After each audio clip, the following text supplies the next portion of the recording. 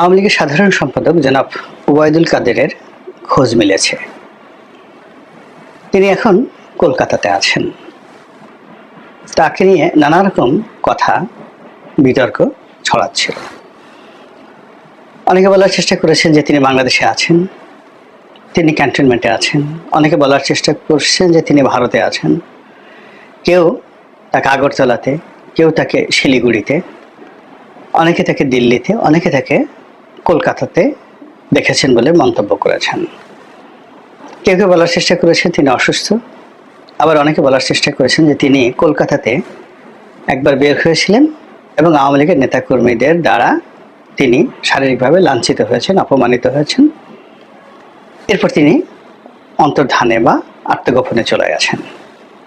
এই গত কয়েকদিন আগে তার সম্পর্কে যে বক্তব্য, সেটা হলো যে তিনি বিদেশের একটি হাসপাতালে, সম্ভবত সিঙ্গাপুরে বা ব্যাংককে, সেখানে গিয়ে তিনি মারা গেছেন। এরকম যখন তাকে নিয়ে আলাপ হচ্ছিল, আলোচনা হচ্ছিল, ঠিক সেই সময়টাতে তিনি ভারতের একটি পত্রিকার সঙ্গে সাক্ষাৎকার দিয়েছেন, অডিও সাক্ষাৎকার। এখানে তিনি সুদীর্ঘ সময় ধরে অত্যন্ত ধীর এবং স্থিরভাবে কথা বলেছেন। তার কণ্ঠস্বর ছিল বেশ ঝাঁঝালো। তিনি তার যে বক্তব্য, সেই বক্তব্যের মাধ্যমে যে দৃঢ়তা দেখিয়েছেন, পরিকল্পনা দেখিয়েছেন এবং খুবই, যাকে বলা হয় ক্যালকুলেটিভ ওয়েতে, আকর্ষণীয় ভাষায় কথা বলেছেন, যে ধরনের কথাবার্তা হয়তো সেই 1/11-এর আগে, 1/11-এর আগে তিনি যখন গ্রেপ্তার হননি, ঠিক সেই সময়টিতে তার যে বক্তব্য ছিল, ঠিক ওইরকম সুন্দর করে তিনি সে বক্তব্য দিয়েছেন। পরবর্তীতে তিনি যখন এমপি হলেন, মন্ত্রী হলেন, তার কথার মধ্যে একটা আয়েশি ভাব চলে এলো। তিনি টেনে টেনে কথা বলা শুরু করলেন। তার যে কাব্যিক ঢং, ছাত্র জীবনে তিনি যেভাবে কথাবার্তা বলতেন, ওটার একটা বিকৃত রূপ তার ক্ষমতার সময় আমরা দেখেছি। ফলে 2009 থেকে বলতে গেলে সেই 2025 সন পর্যন্ত তার কথাগুলো, বক্তব্যগুলো একেবারে বিরক্তিকর এবং অনেকের নিকট রং তামাশা, হাস্যরসের সৃষ্টি করত। এবং তিনি যেভাবে কথাবার্তা বলতেন, না ডানে না বামে, তিনি দলের পক্ষে কথা বলছেন না বিপক্ষে কথা বলছেন, তিনি কি দলকে নেতৃত্ব দিচ্ছেন নাকি দলকে ডুবাচ্ছেন, তার বক্তব্যে বোঝা যেত না। এবং তার আচরণ, কথাবার্তা প্রায় ভাইরাল হতো এবং তাকে নিয়ে যে সকল নেতিবাচক কথাবার্তা প্রচারিত হতো, সেটি ছিল যে তিনি কাউয়া কাদের, তাকে কাকের সঙ্গে তুলনা করা হতো।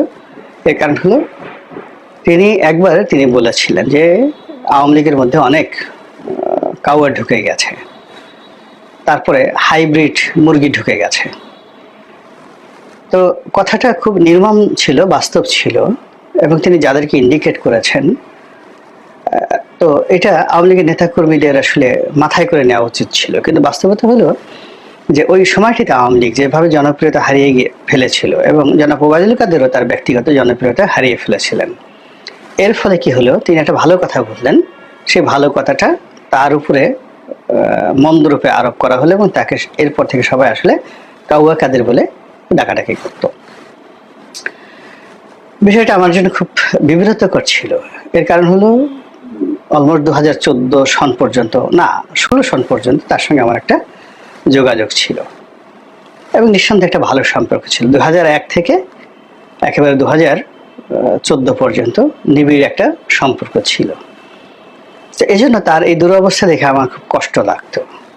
আর যখন আমি ছাত্র ছিলাম, সেই ছাত্র জীবন থেকে কর্মজীবন পর্যন্ত, আপনি সেটা 80-র দশক থেকে 2001 সন পর্যন্ত ধরেন, এই সময়টিতে তিনি মূলত আমার নেতা হিসেবেই ছিলেন এবং একজন কর্মীর সঙ্গে একটা নেতার যে সম্পর্ক থাকে, ওবায়দুল কাদেরকে কেন্দ্র করে আমাদের সেই ধরনের সম্পর্ক ছিল। তিনি ছিলেন সহজ সরল, ঝামেলায় জড়াতেন না, কার উপকার করতে পারলে করতেন, কিন্তু কাউকে ক্ষতি করতেন না। এটা আমি বলছি একেবারে সেই 2014 সন পর্যন্ত। 2 নম্বর হলো যে সরকারের আগের মেয়াদে তিনি কি করেছেন বা না করেছেন, সেটা মোরললেস সবাই আমরা জানি। অর্থাৎ আগে তিনি যখন স্পোর্টস মিনিস্টার ছিলেন 96 সরকারে, তো তখনও ভালো পোশাক আশাক পরা, স্টাইল করা, তার মধ্যে একটা দুর্বলতা, কোটটাই পরা দুর্বলতাকে দেখা যেত। কিন্তু তিনি ছিলেন কর্মী বান্ধব, তার সঙ্গে যারা চলতেন সবাইকে তিনি অর্থনৈতিকভাবে প্রতিষ্ঠিত করার চেষ্টা করেছেন, কিন্তু নিজে ওভাবে দুর্নীতি করেছেন, অনেক টাকা পয়সার মালিক হয়েছেন, সেটা 96 থেকে সেই 2001 সনে আমরা অন্তত দেখিনি। তিনি একটা বাসাতে থাকতেন, খুবই ছোট একটা বাসাতে থাকতেন, 1400 বা 1500 স্কোয়ার ফিটের, সেটা হলো সেগুন বাগিচাতে। মন্ত্রী থাকার পরেও আমার অফিসে অনেকবার এসেছেন, এবং তার অভাব এমন পর্যায়ে ছিল 2001 সনের পরে যে কখনো কখনো 5,000 10,000 টাকাও তার প্রয়োজন হয়ে পড়তো। 111-এর সময় তার অর্থনৈতিক দুরবস্থা এমন পর্যায়ে পৌঁছেছিল যে উকিলকে যে তিনি 5,000 10,000 টাকা দিবেন এই অবস্থাও তার ছিল না। নেতাকর্মীরা তাকে দিত, খুশি মনে দিত সবাই, এবং তিনি জোরাজুরি করে নয়। দলের যুগ্ম সাধারণ সম্পাদক ছিলেন, শেখ হাসিনার খুব ঘনিষ্ঠজন ছিলেন। কোথাও যাওয়া দরকার, দলের কোন কর্মীর একটা ভালো গাড়ি দরকার, তা না, তার দুর্বলতা ছিল তিনি একটা ভালো গাড়িতে চড়তে পছন্দ করতেন। আর কেউ যদি তাকে ভালো একটা শার্ট দিত, প্যান্ট দিত, একটা টাই দিত, ভীষণ রকম খুশি হতেন। এইভাবে কিন্তু তিনি 2001 সন থেকে একেবারে 111-এর গ্রেপ্তার হওয়ার আগ পর্যন্ত একটা স্বাভাবিক জীবনযাপন করেছেন। তাকে কেন্দ্র করে যদিও তিনি যুগ্ম সাধারণ সম্পাদক ছিলেন, কিন্তু সাধারণ সম্পাদক যিনি ছিলেন আব্দুল জলিল সাহেব, তার সঙ্গে তার সম্পর্কের কোনো ঘাটতি ছিল না, খুব ভালো সম্পর্ক ছিল, এবং দুইজন হরিহর আত্মার মতো ঘুরে বেড়াতেন। তার সঙ্গে সাবের হোসেন চৌধুরীর খুব ভালো সম্পর্ক ছিল, যিনি 2001 থেকে একেবারে 2009 পর্যন্ত শেখ হাসিনার খুবই ঘনিষ্ঠ ব্যক্তি ছিলেন। তার সঙ্গে সৈয়দ আশরাফের ভালো সম্পর্ক ছিল, তার সঙ্গে সৈয়দ আবুল হোসেনের ভালো সম্পর্ক ছিল, তার সঙ্গে সবারই ভালো সম্পর্ক ছিল। শেখ হেলালেরও ভালো সম্পর্ক ছিল। শেখ সেলিম, যার পত্রিকায় তিনি চাকরি করতেন, তার সঙ্গে ভালো সম্পর্ক ছিল। তিনি বলতে গেলে একজন বন্ধুবৎসল ব্যক্তি ছিলেন। পরবর্তীতে যখন সৈয়দ আশরাফ সাহেব সাধারণ সম্পাদক হয় এবং তার নাম বারবার আসতে থাকে যে ওবায়দুল কাদের তার প্রতিদ্বন্দ্বী, বিশেষ করে তিনি যখন যোগাযোগ মন্ত্রী হলেন, তখন থেকে সৈয়দ আশরাফের সঙ্গে তার একটা মনস্তাত্ত্বিক দূরত্ব তৈরি হয়। কিন্তু এটা অসামাজিক ছিল না, এবং এটা হানাহানি বা মারামারি কাটাকাটি পর্যায়ে ছিল না। তিনি একেবারেই ভদ্রলোক একজন মানুষ ছিলেন। তো তিনি খালিল জিবরানের কবিতা পড়তেন, সারাক্ষণ বই নিয়ে ব্যস্ত থাকতেন, এবং আমাদের সঙ্গে যাদের ভালো সম্পর্ক ছিল, আমরা যারা তরুণ সংসদ সদস্য, তার মধ্যে আমার সাথে ভালো সম্পর্ক ছিল। অন্য কারোর সঙ্গে তিনি মিশতেন না। এমপিদের মধ্যে অন্য যারা ছিলেন তরুণ, তাদের কারোর সঙ্গে ওনার আসলে ওরকম ঘরোয়া সম্পর্ক ছিল, কিন্তু আমার সঙ্গে সে 2009 থেকে 14 পর্যন্ত নির্ধারণ সম্পর্ক ছিল। তার দুঃখের কথা বলতেন, তার রুমে দাওয়াত করতেন, কথাবার্তা বলতেন, এবং আলাপ আলোচনা করতেন সাহিত্য নিয়ে, হ্যাঁ, কবিতা নিয়ে, সাহিত্য নিয়ে, এবং কোন পৃষ্ঠা পড়েছেন, আর আমি টকশোতে কি বলি, তারপরে শেষে আমি পত্রপত্রিকায় কি লেখালেখি করি, তিনি সেগুলো পড়েন, তার স্ত্রী আমার এসে লেখা পড়ে, এগুলো তিনি আমাকে শোনাতেন। আর আসার সময় বলতেন যে তোমার কথাবার্তা তো নেত্রী শুনে, নেত্রী আমাকে নিজে বলেছে যে রনির টকশো আমি দেখি, তো তুমি মাঝে মধ্যে আমার কথা একটু বলিও। মানে ওনার ঠিক এরকম ভাষা ছিল, আমার কথা একটু বলিও, মানে টকশোতে বলিও। এই আবার তাহলে আমি বললাম যে কি বলবো, আপনি কি মন্ত্রী হতে চান? তখন আবুল হোসেন সাহেব মন্ত্রী। না না না না, আমি মন্ত্রী হতে চাই না। তাহলে আপনি কি হতে চান? আপনি কি দলের সাধারণ সম্পাদক হতে চান? না না না না না, আমি কিচ্ছু হতে চাই না, কিছু হতে চাই না, তুমি এমনি বলিও, আমার কথা একটু বলিও আর কি, এই যা। তো এরকম ছিল তার একান্ত সরলতা। কিন্তু সেই মানুষটি যখন 2014 সনের পর ধীরে ধীরে ধীরে ধীরে ডেভিয়েশন হতে হতে মানুষের হাস্য তামাশার বিষয়বস্তুতে পরিণত হলেন, তখন সঙ্গত কারণে আমার খারাপ লাগতো। আমি তাকে নিয়ে কাঙ্ক্ষিত সমালোচনা করেছি, নেতিবাচক কথাও বলেছি অনেক, কিন্তু কোনো অবস্থাতেই কখন তিনি টেলিফোন করে অনুযোগ করেননি। একদিন শুধু টেলিফোন করেছিলেন, তাকে আমি ফাটাকেষ্ট বলে এটা লেখা লিখেছিলাম বাংলাদেশ প্রতিদিন পত্রিকাতে ইতিবাচক অর্থে। তো লোকজন তার কাছে বলছে যে মিস্টার রনি তো আপনাকে একদম ডুবিয়ে দিয়েছেন। তো সেই সময়টিতে আমাকে ফোন করলেন যে রনি, তোমাকে আমি এত ভালোবাসি, তুমি আমাকে ফাটাকেষ্ট বলেছ, তখন বললো যে আমি বললাম যে কাদের ভাই আমি তো আপনাকে ফাটাকেষ্ট বলিনি, আপনি লেখাটা পড়েন। মগবাজার ফ্লাইওভারের নিচে যে রাস্তাটা নষ্ট হয়ে আছে সেই রাস্তাটা মেরামত করার জন্য আমি আপনাকে বলেছি। পুরো সেই কাকরাইল থেকে মালিবাগ, মালিবাগ থেকে রামপুরা, তারপরে শেষে এখানে বেইলি রোড থেকে একেবারে মগবাজার হয়ে তেজগাঁ পর্যন্ত পুরো এলাকায় মানুষ চলতে ফিরতে পারে না। তো উনি বললেন যে দেখো এটা তো আমার অধীন না, এটা হলো এলজিডির আন্ডারে, সৈয়দ আশরাফের আন্ডারে, আমি তো যোগাযোগ মন্ত্রী। তার মানে ভাই আপনি একটু যান, সেখানে গিয়ে একটা ঘোরাফেরা দেন, কথাবার্তা বলেন, কন্ট্রাক্টরকে, আপনি দলের সাধারণ সম্পাদক, কন্ট্রাক্টরকে বলেন কাজটা করে দেওয়ার জন্য। এবং উনি সেই কাজটি করলেন এবং এরপর 1 সপ্তাহের মধ্যে কিন্তু কন্ট্রাক্টর সেই কাজটা একটা চলনসই করে দিয়েছিল। এই হলো ওনার সঙ্গে আমার এমপিগিরি আমার চলে যাওয়ার পর 2015 বা 16 সালে সর্বশেষ কথা। এরপর আর ওনার সঙ্গে আমার কখনো কথা হয়নি। আর পার্লামেন্টে একদিন মানে সেই তাকে যেটা বলা হয় যে যখন আমি তাকে নিয়ে একদিন সমালোচনা করেছিলাম, তিনি তখন মন্ত্রী, তিনি দূর থেকে খুব রাগ হয়ে গেল, এই রণনীতি মাকে এটা বলছো। তা আমিও বললাম, রাগ হয়ে বললাম যে কি বলছি আপনার কাছে। তো তিনি চুপ হয়ে গেলেন, বলে যে আসলে আমি কি বলেছে জানি না, তবে তুফাইল ভাই বললো যে তুমি নাকি আমাকে ডুবিয়ে ফেলছো। তাই আমি বললাম তুফাইল ভাইয়ের কথায় আপনি উত্তেজিত হয়ে গেলেন। আমি এবার তুফাইল ভাইকে জিজ্ঞেস করলাম, তুফাইল ভাই আপনি এই কথা বলছেন কেন? আমি তো ওর সাথে দুষ্টামি করছি।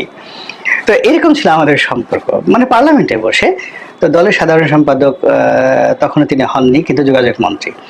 তো তিনি আমাকে এসে মানে একদম আমার টেবিলের সামনে, আমি যেখানে বসি পার্লামেন্টে, সেখানে এসে রেগে মেগে অস্থির দূর থেকে, মানে একটা শিশুর মতো, হ্যাঁ তোমাকে এত ভালোবাসি, তুমি আমাকে ভয়ে গালাগালি করছো। আমি আবার বললাম যে না। তো বলে আমি যখন রাগ হয়ে গেলাম, সে তখন আবার স্থিমিত হয়ে গেলেন, বলে যে আমি তো আসলে দেখি নাই, তো ভাবলাই আমাকে বলছে। তো এইরকম তার সম্পর্ক। তো সেই মানুষটি ডেভিয়েশন হয়েছে, তার বিরুদ্ধে দুর্নীতির অভিযোগ আসছে, তার ভাইয়ের সঙ্গে তার গন্ডগোল, নোয়াখালীতে তিনি এলোমেলো আচরণ করছেন, ফেনীতে তিনি গ্রুপিং করছেন, একবার একরামের সাথে তিনি গন্ডগোল করছেন, একবার সেই নিজাম হাজারির সাথে তার বন্ধুত্ব হচ্ছে। এরকম নানা রকম স্ক্যান্ডাল, নারীদেরকে নিয়ে নানা রকম স্ক্যান্ডাল আমাকে খুব আহত করছিল। এনিওয়ে সেই সম্পর্কের ভিত্তিতে আমি দূর থেকে আহত হতাম। এই পট পরিবর্তনের পরে যখন তাকে নিয়ে নানা রকম কথাবার্তা শুনছিলাম, তখন আমি আসলে মর্মাহত হচ্ছিলাম যে আসলে ঘটনাটা কি কেউ বলতে পারছিল না। তো আওয়ামী লীগের যারা নেতৃবৃন্দ পালিয়ে আছেন তারাও কেউ কিছু জানেন না। তো এর মধ্যে এক নেতা হঠাৎ করে একদিন কথা হলো, সাবেক মন্ত্রী, ইংল্যান্ডে আছেন, সমর রেজাউল করিম সাহেব। তো উনি একদিন জানালেন যে না, তিনি ভালো আছেন, অসুস্থ অবস্থায় আছেন, ভারতে আছেন, অসুবিধা নেই, অনেক আগে। তো এর মধ্যে এই সাক্ষাৎকারটি দেখা হলো, যেটি বাংলাদেশের প্রধানতম পত্রপত্রিকাতে লিড নিউজ হয়েছে। এবং এটা দেখার পরে নানা রকম ট্রল আবার শুরু হয়েছে, কাউয়া বেঁচে আছে, তাকে ওটা করো ইত্যাদি ইত্যাদি। তো সেখানে তিনি যেটি বলার চেষ্টা করেছেন যে তিনি 5 ঘন্টা তিনি এবং তার স্ত্রী একটা বাথরুমে লুকিয়েছিলেন, এবং সেখানে তিনি অসুস্থ দীর্ঘদিন ধরে, ওই পরিবেশে থেকে ভয়ের মধ্যে তিনি আরও অসুস্থ হয়ে পড়েন। ছাত্ররা তাকে উদ্ধার করে এবং দয়া পরবশ হয়ে তাকে একটা নিরাপদ জায়গাতে তারা সরিয়ে নেয়। সেখানে তিনি 3 মাস ছিলেন, তারপরে তিনি সেখান থেকে ভারতে চলে যান। এবং ভারতে যাওয়া তার জন্য কোনো বিষয় না। এবং এখনও আওয়ামী লীগের যারা লোকজন রয়েছেন, তারা যারা এয়ারপোর্ট দিয়ে যেতে চান, সীমান্তে যেতে চান, দেয়ার ইজ এ সিন্ডিকেট, একটা দুর্নীতিবাজদের একটা বিরাট সিন্ডিকেট গড়ে উঠেছে। এই সিন্ডিকেটে 10 লাখ, 20 লাখ, 50 লাখ টাকা দিলে যদি খুব পরিচিত মুখ না হয়, তাহলে আসলে সীমান্ত পাড়ি দেওয়া এখনো কোনো সমস্যা নয়। এই হলো বর্তমান জমানার বাস্তব অবস্থা। তো ওবায়দুল কাদের সেখানে চলে গেছেন, ট্রেনে কিভাবে গেছেন প্রশ্ন করাটা একটা নির্বুদ্ধিতার বিষয়। তিনি যেতে পেরেছেন, কিন্তু যেটি আমাকে খুব আশ্চর্য করেছে সেটি হলো তার যে ভাষার সাবলীলতা, এবং তিনি যেভাবে গুছিয়ে কথা বলেছেন এবং যেভাবে পয়েন্টিভ হয়েছেন, এবং যেভাবে এখনো তিনি দলের নেতৃত্বের যে জায়গাটি তিনি আঁকড়ে রাখতে চাচ্ছেন, এটি আমার কাছে খুবই যাকে বলা হয় একটা অন্যরকম একটা বিষয়। এটিকে নেতিবাচক বলবো নাকি আওয়ামী লীগকে যারা শত্রু ভাবেন তাদের জন্য একটা অশনির সংকেত। এর কারণ হলো আপনি এই সময়ের মধ্যে দেশে এবং দেশের বাইরে আওয়ামী লীগের পক্ষে, আওয়ামী লীগের যে সকল বুদ্ধিজীবী, জ্ঞানী, গুণী যারা কথাবার্তা বলছেন, সেটা ইউটিউবার বলেন, সেটা যাকে বলা হয় আওয়ামী লীগের সাপোর্টার বলেন, কিংবা সেটা আরাফাত বলেন, বা অন্য যারাই কথা বলেছেন অডিওতে, ভিডিওতে কথাবার্তা বলেছেন, ইনক্লুডিং দলের সভানেত্রী। তো এদের কথা, সভানেত্রীর কথা উনি যাই বলেন না কেন, এগুলো গুরুত্ব পায়। আওয়ামী লীগের শেখ হাসিনা এইভাবেই কথা বলেন, আর শেখ হাসিনা যাই বলেন না কেন আওয়ামী লীগের নেতাকর্মীরা মনে করেন তিনি এটা মাখনের মতো কথা বলছেন। তো শেখ হাসিনার বিষয়টা আলাদা। বাকি যারা কথাবার্তা বলেছেন এদের কোনো কথার আগা নেই, মাথা নেই, আকর্ষণ নেই, কোনো কিছু নেই। কিন্তু ওবায়দুল কাদের তার যে অডিও বার্তায় যে বক্তব্যটা দিয়েছেন, এই মাথা থেকে ও মাথা পর্যন্ত একটি শব্দের ব্যুৎপত্তিগত ভুল নেই, একটি উচ্চারণে এলোমেলো কোনো কিছু নেই, এবং কবিতার ভাষাও সেখানে নেই। গদ্যকে তিনি পদ্মের মতো করে বলেছেন, কবিতার ঢঙে বলেননি, গদ্যকে পদ্মের মতো করে তিনি চমৎকারভাবে তিনি তার কাহিনী গল্পের মতো বর্ণনা করেছেন। এবং যারা সেই অডিও শুনেছেন, এই মাথা থেকে ও মাথা পর্যন্ত তারা না শুনে সেখানে আসতে পারবেন না।